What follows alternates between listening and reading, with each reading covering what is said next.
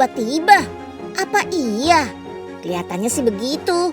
Padahal namanya cuaca bisa diprediksi, bisa dimodifikasi. Hujan yang terus-menerus bisa menyebabkan banjir. That's why sebelum sampai ke kota, hujan direkayasa biar bisa diturunkan dulu di laut. Ini bintang utamanya, garam. Bentuknya sama seperti garam dapur. Bedanya tidak mengandung yodium, lebih halus. Sudah dicampur dengan karbosil supaya tidak menggumpal.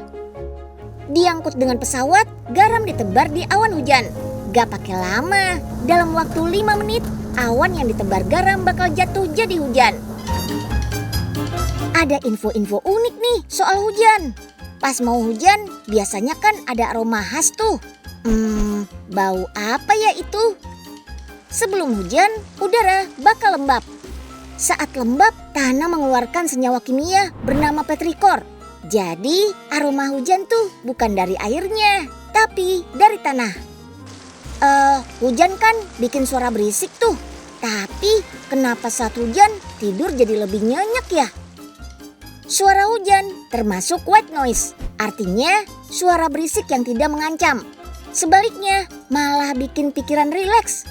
Kalau mau healing murah, tinggal dengerin suara hujan aja. Air hujan bisa diminum gak ya?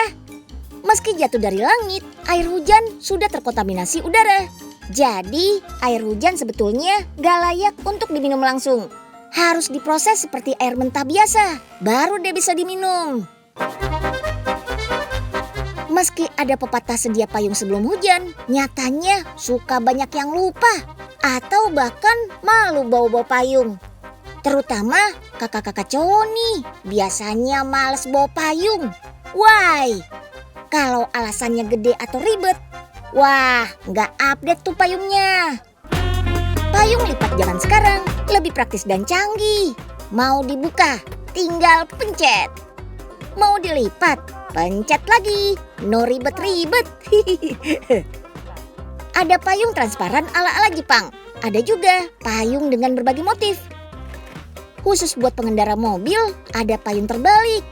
Buat masuk dan keluar dari mobil, gak bakal ada drama nyangkut-nyangkut. Mantap!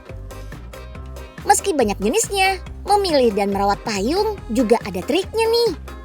Saat membeli payung, pilih gagang payung berwarna hitam. Karena gagang hitam biasanya punya lapisan anti karat.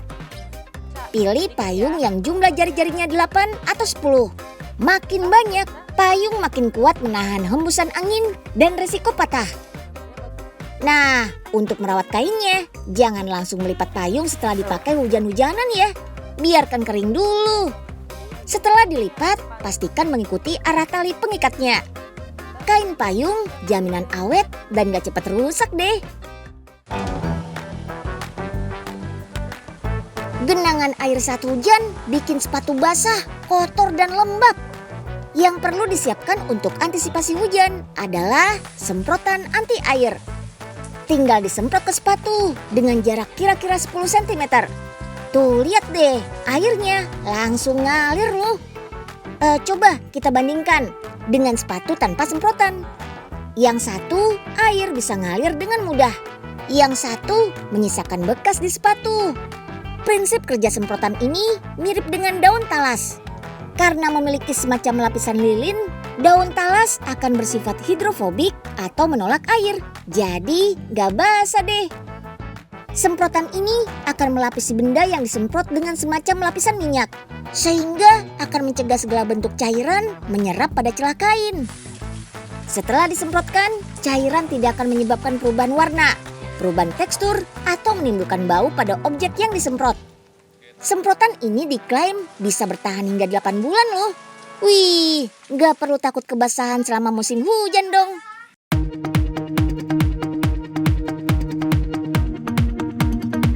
Buat dede bayi, ada juga nih inovasi untuk antisipasi hujan. Disisit bedong anti air. Terbuat dari kain parasut anti air. Untuk bahan tambahan, serat polyester dipakai agar bedong anti airnya tetap empuk. Jadi, dede bayi tetap nyaman hangat saat di dalam bedong. Bedong bayi anti air ini muncul karena berawal dari kendala ibu bawa bayi ke posyandu saat hujan. Nah, biar bunda tetap bisa ajak bayinya periksa ke posyandu saat hujan, bisa pakai bedong anti air ini. Dengan pakai ini, suhu udara yang dingin bukan masalah lagi deh. Bedong ini bisa dipakai untuk bayi yang baru lahir sampai usia di bawah 1 tahun. Belakangan ini curah hujan memang belum tinggi. Tapi bukan berarti nggak ada ancaman banjir. Kalau nggak ada persiapan dan tiba-tiba banjir datang, resikonya gede. Ini dia pintu anti banjir. Namanya flat barrier alias sistem penahan banjir. Di Indonesia, pintu anti banjir kayak gini jarang dipakai. Padahal teknologi dari Taiwan ini sudah dikembangkan sejak tahun 1980 loh dan sudah dipakai di seluruh dunia. Cara kerjanya mirip dengan tanggul tradisional. Bedanya nggak pakai karung diisi pasir, tapi pakai aluminium alloy yang sudah dilapisi karet kedap air. Papan aluminiumnya ditumpuk diberi tekanan sehingga tidak tembus air. Jauh lebih ringan dan praktis dibanding tanggul tradisional. Untuk menutup area sepanjang 5 meter seperti ini cuma butuh waktu 10-15 menit saja. Gampang kan? Cukup tekan satu tombol, pintu penahan banjirnya akan terpasang sendiri dalam beberapa detik. Pintu ini dilengkapi dengan sensor anti jepit. Jadi aman banget deh, gak usah takut kejepit. Ada sensornya juga loh. Begitu sensor terendam air, pintu akan tertutup secara otomatis.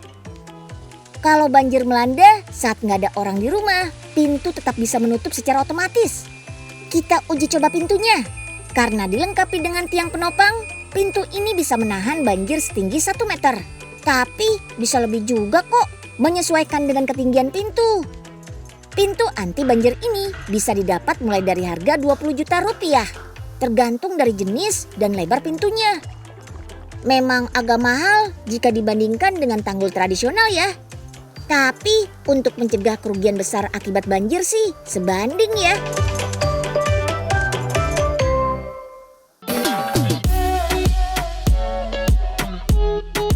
Sepeda motor ada di mana-mana. Jadi pilihan utama mobilitas warga Jakarta supaya lebih gampang menembus kemacetan ibu kota. Jumlah sepeda motor di DKI Jakarta per tahun 2020 lalu mencapai 16 juta unit. Padahal penduduk Jakarta cuma 10 juta jiwa aja. Wajar kan kalau sepeda motor disebut penguasa jalanan. Saat hujan, sepeda motor nggak bisa melindungi kita dari basah. Berbeda dengan kendaraan roda 4 yang bisa melindungi kita dari panas terik dan air hujan. Tapi apapun kendaraannya, kalau hujan ya pasti bakal basah. Pertanyaannya, apakah kendaraan yang kena hujan perlu dicuci lagi? Kan udah kesiram air hujan juga.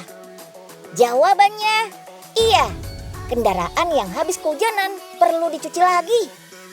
Bukan cuma karena cipratan lumpur yang bikin kendaraan jadi kotor. Air hujan mengandung zat asam yang bisa merusak ban logam pada kendaraan. Kalau dibiarkan bakal menyebabkan jamur dan warna jadi pudar. Untuk mencuci kendaraan di rumah, alat high pressure washer bisa menjadi pilihan. Alat buatan pabrik di Jerman ini ringan karena menggunakan bahan plastik.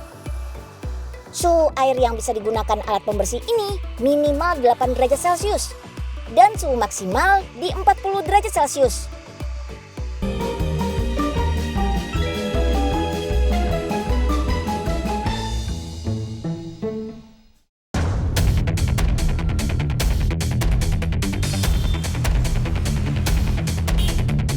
Meresahkan. Oknum pelaku penyebaran ranjau paku di jalanan masih ada aja. Ibarat kata, mati 1, tumbuh 1000. Gak ada kapok-kapoknya. Motifnya bervariasi.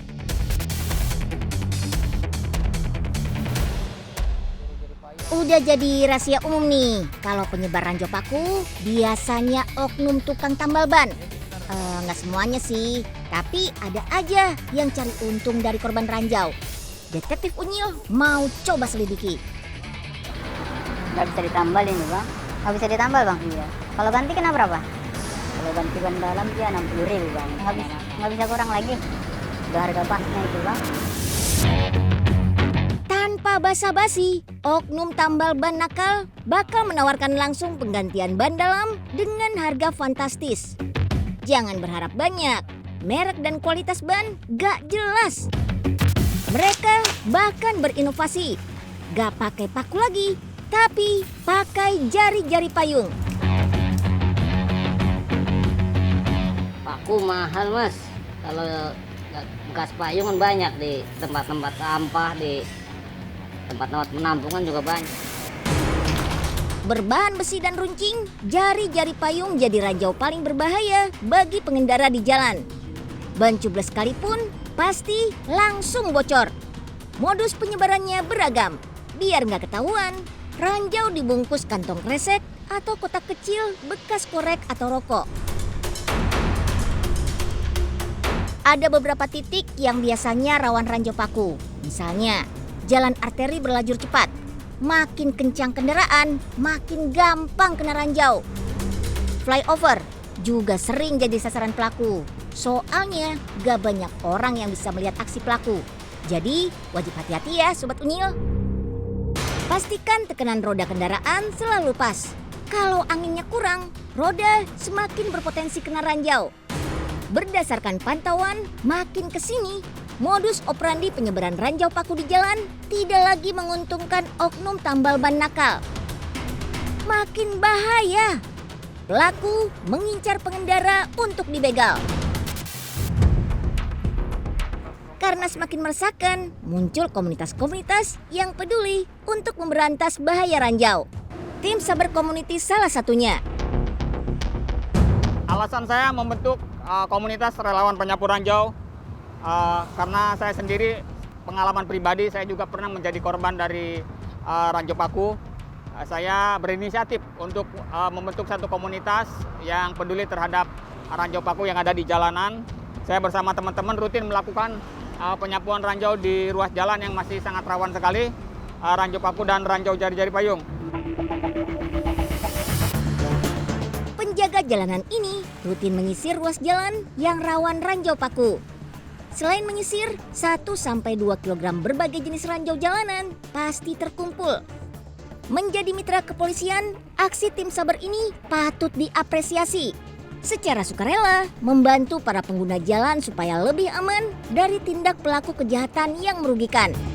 Dan terpenting, tingkatkan kewaspadaan. Patuhi rambu-rambu lalu lintas. Dan jangan lupa berdoa sebelum memulai aktivitas. Kalau jalanan aman dari ranjau paku, berkendara pasti aman. Kakak-kakak dari komunitas Vespa Scooter Bee bisa keliling kota dengan aman. Yes, kendaraan roda 2 ini memang banyak penggemarnya. Model klasik dengan warna-warni yang eye-catchy, cocok untuk kaum muda yang mau bergaya retro. Asalnya dari Italia. Pabrik skuter ini berada di kota Pontedera, Provinsi Pisa, Italia. Mulai dari desain, perakitan bodi skuter, perakitan mesin, pengecatan, pemasangan elektronik, semua dikerjakan di sini. Do you know Sobat Unyil, kenapa bodi skuter lebih kuat daripada motor biasa? Karena terbuat dari baja. That's why badan skuter tahan banting. Terus kenapa badan skuter gede di belakang? Desain Vespa terinspirasi dari bentuk tawon dengan 2 antena dan perut bagian belakang yang besar. Dalam bahasa Italia, Vespa artinya tawon. Saat awal diproduksi tahun 1940-an, Vespa menggunakan teknologi pesawat. Sebelum membuat Vespa, pabrik di Italia ini memproduksi pesawat terbang, baik pesawat penumpang maupun pesawat tempur. Akibat Perang Dunia Kedua, pabrik pesawat pun hancur dan akhirnya menjadi pabrik kendaraan skuter sampai sekarang. Skuter lawas cocok untuk koleksi. Skuter keluaran baru cocok buat dipakai untuk kendaraan harian. sudah mengusung teknologi terkini dengan fitur-fitur canggih. Mesinnya lincah dan irit. Skuter merek Italia ini juga dikenal sebagai ikon fashion dunia, bekerja sama dengan label street fashion kenamaan dan brand-brand eksklusif. Gak heran, skuter makin populer di kalangan muda-mudi.